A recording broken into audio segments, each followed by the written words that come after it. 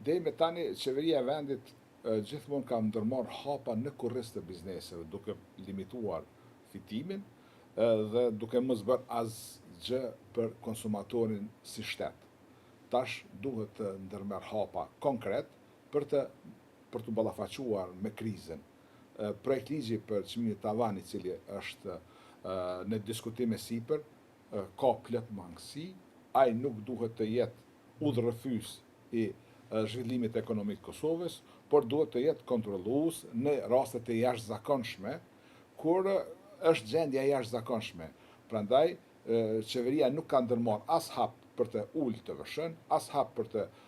heq akcizën në derivate, përkundrazi është trajtuar energjia elektrike dhe gjitha këto e kanë bërë jetën më të vështirë, më të shtrejtë për qytetarin dhe konsumatorin kosovar. Qeveria e vendit nuk ka strategji për prodhim vendor. Aleanca Kosovare Biznes gjithmonë e ka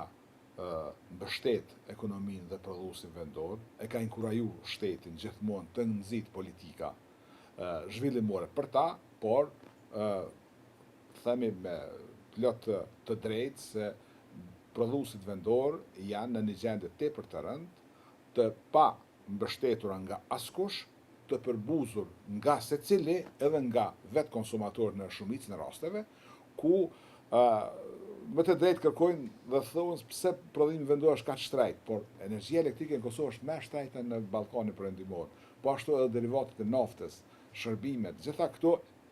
është një kosto që faturohet në prodhim.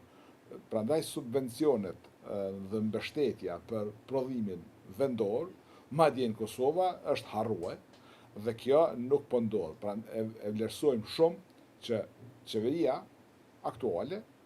po besoj që do të arritet një marrëveshje të bëjmë edhe presidentin, nëse jo atëherë ne do ta humbim edhe këtë vit për zhvillim, për integrim dhe për mbështetje jo vetëm të prodhimit vendor, por edhe të faktorit ndërkombëtar, ku tha më herët se duhet plotësohen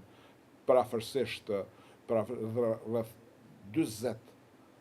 kritere deri në fund vitit për të arritur në pjesët tjera të financimit nga BE-ja për rritjen e cilën është janë datë 880 milion.